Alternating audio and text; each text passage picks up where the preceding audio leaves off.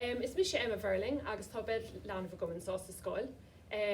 Is tócha go ben fá go dastí go mé de chuigtí Gaelscoil is tócha greibh Gael na gomsa mé héna fás an níos go bailin ní bhéon fér sa tí goin agus ach ní bhór is héine an sean dultí an Gaelscoil ní bheith le héad rod ar fáil nó bhí óg. Agus tócha go dastí go bhétí scoil na bheith chuir scoil agus go dúach sé takeíocht dumsa má táim se leir Gael na locha go baile. As hasú gom tócha go mecht takeíocht ag na tacht an déh mó. Sinna ana fleis. Labhrann, chuirsteachar. Bre, sinna gá mé so go dastí go bhétí scoil na bheith chuir scoil agus go dúach sé takeíocht dumsa má táim se leir Gael na locha go baile.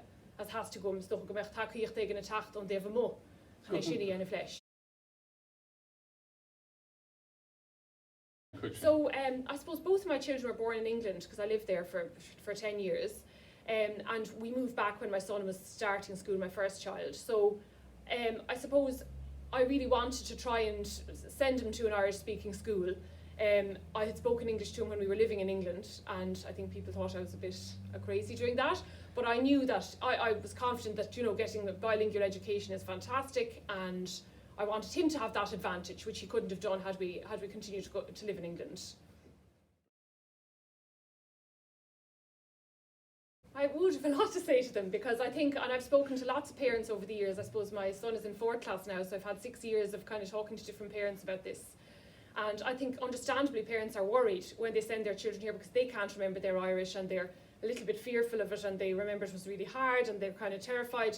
And I just tell them that this is a complete non-issue. It is not something they should concern themselves with at all, because one of the great things about speaking a different language to your child, if you don't have that as your first language, is that you learn along with the child. As the child learns, you learn. And that's a brilliant bonus of sending them. So instead of seeing it as a negative, it's actually a positive for yourself.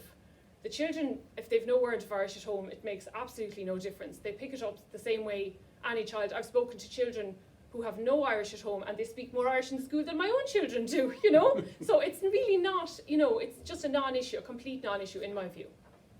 So stoch bhfuil annach chuid rudaí defriúla gur féidir se leanaí dhéanamh sa scoil, tá sport na defriúla, tá taekwondo, duine a bheith leanamh féin, duine siad drámaíocht, tá si do dhéanamh le blianta spráileatha bhíon annach chracha chu, agus tá Fraincis an leis, tá san anaí go bhfuil an siúteanga háil. Nuair fí mar dútlaat, nuair bhí mar Sasanach, ruidir mar thnáis an son bhí timp blian sa raibh níoseach tá so, hí sa tíag scoil a fio cumach, agus núsáid scoil túthe a Tommy Jimreachtan mo féin dua, nó scoil ní smó. So hastig scoil smutbeag ní smó mar is tólam sa gomíon ní smó sais na defriúla díine, tá ní smó beidir gomach ní smó a díle déanamh gníomhíochtaí sa scoil nábechts na scoil na beaga, aber níl ma cabh nuas na scoil na beaga, tá just bhá caintean rud bhí gart dumsas do leanaí hain. So hánig sílam greibh an scoil ag fást agus an bhliaon go dosnig ma bhac bhí an scoil nuas á Gaelscoilt. So bhí sé dachar sais gan bhéráil a taon bhfuil tá sé sin go híomhann, tá frigah nuacha, tá gach áis ar fáil sa scoil, tá sé mór gáil éire, tá sé just go deas mar urganibh. Agus tócha rinne mlíonanta is dólan bhfuil an scoil anna agrathe, tá bhráfá bhfuil smacht a gcóníos dig sa scoil. Is dólam sé sin péisceile, mar thuis mo thóir, tá sé sa léir bhfuil an áit, is tócha go scoil anna agrathe seaithí seo. Agus gohfuil na leanaí sásta. Hí fan na leanaí las mó tá siad sásta, tá sé slé go minn siad tainmh as bheithe scoil, agus is rud anna háchtach é sin. So ní líon tá anna hásta leis sin cinna dhéanas, cá mé rá.